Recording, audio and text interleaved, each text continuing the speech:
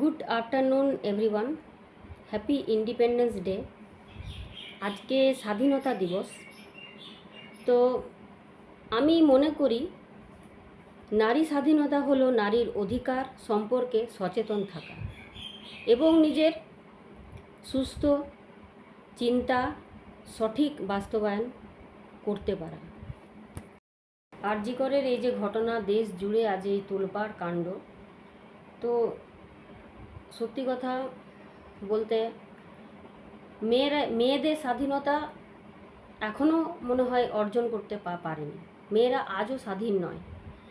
তো আমরা এই যে এত হাসি উল্লাসের সাথে স্বাধীনতা দিবস উদযাপন করি, তো আজ যেন কোথাও মনে হচ্ছে সত্যি কথাই আমরা কখনোই স্বাধীন হতে পারিনি। আমরা কি আদৌ স্বাধীন হতে পারবো? আমরা আমাদের নিরাপত্তা, আমাদের স্বাধীনভাবে হাঁটা চলা করা, আমাদের এই স্বাধীনভাবে কর্ম করা, কর্মক্ষেত্র থেকে রাত করে বাড়ি ফেরা, সেটা কি আমরা নির্ভয়ে সেটা করতে পারবো? আজ এই ঘটনা জন্য সত্যি কথায় আমি ভাষা খুঁজে পাচ্ছি না যে কি বলবো। বলার অনেক কিছু আছে ভেতরে, মনের ভেতরে অনেক কিছু প্রশ্ন, অনেক কিছু জিনিস যেগুলো বলবো ভাবছি, কিন্তু সেগুলো আমি মুখ ফুটে বলতে পারছি না। তো সেই কথাগুলো কিভাবে বলবো, মুখে আসছে না সেই কথাগুলো, ভাবতে পারছি না, ভাষা খুঁজে পাচ্ছি না যে কীভাবে। নিজের বিবেকের কাছে অপরাধ বোধ মনে হতো।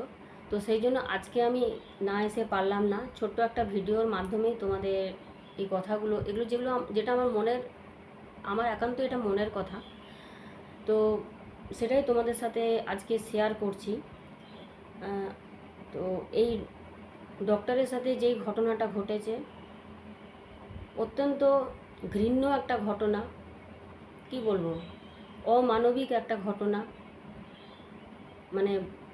যেটা কিনা বলতে গিয়ে আমার গায়ে কাঁটা দিচ্ছে যেভাবে হত্যা করা হয়েছে ধর্ষণ করে। তো এই ঘটনা আজ বলে না, এই ঘটনা নারীদের সাথে হামেশাই ঘটে চলেছে। তো আজ এই ব্যাপারটা এত বড় করে করা হয়েছে বা এত বড় করে এটা নিয়ে একটা নিউজ হচ্ছে, কিন্তু এই ঘটনা কি আজকেই কি আর প্রথম বা শেষ? তা নয়। এই ঘটনা ঘটেই চলেছে, হয়তো কোনোটা প্রকাশ পায়, কোনোটা প্রকাশ পায় না।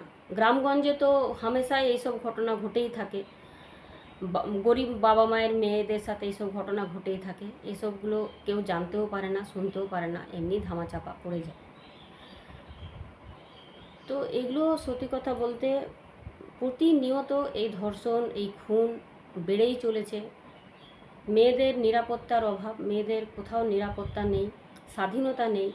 মেয়েরা যে স্বাধীনভাবে যে রাস্তায় হাঁটাচলা করবে, একটা মেয়ে যে রাত্রেবেলায় নিজের কর্মক্ষেত্র থেকে বাড়ি ফিরবে রাত্রি 11টার সময় বা 10টার সময়, বাবা মায়ের একটা চিন্তা লেগেই থাকে যে আমার মেয়েটা ঠিক মতন আসতে পারবে তো বাড়িতে। আজকে আমি আমার মেয়েকে বাইরে পাঠাবো, আমার মেয়েও ডক্টর, আমার মেয়েও বিডিএস করেছে, এখন এমডিএসের জন্য প্রিপারেশান নিচ্ছে। তো সেক্ষেত্রে আমি একটাই কথা বলবো, যে মেয়েটির, তোমরাও তোমাদের মনের কথা মন্তব্য তোমরা কমেন্ট সেকশানে তোমরা লিখে তোমরা জানাতে পারো। তোমাদের নিজস্ব যেটা তোমাদের বলার তোমরা বলতে পারো। আর প্রত্যেকটা নারীকে, প্রত্যেকটা মেয়েকে আমি একটাই কথা বলবো, রিকোয়েস্ট করব, অনুরোধ করব, যে তোমরা সবাই একজোট হয়ে এই লড়াইয়ে থাকো, যোগদান করো। কখনোই তোমরা, তো আমরা জাস্টিস চাই, সঠিক বিচার হোক, এটাই চাই। সঠিক বিচার করে যাতে অপরাধীরা শাস্তি পায়, এটাই হচ্ছে আমাদের মূল বক্তব্য। অপরাধীদের শাস্তি হওয়াটা খুব দরকার, খুব জরুরি। এদেরকে বুঝিয়ে দেওয়াটা দরকার যে এই কাজ আর যেন তারা দ্বিতীয়বার না করতে পারে। সঠিক সময়ে যদি সঠিক বিচার যদি না হয়, তাহলে সত্যি এই ঘৃণ্যমূলক অপরাধ বেড়েই চলবে, এর আর কোনো দিন অন্ত হবে না।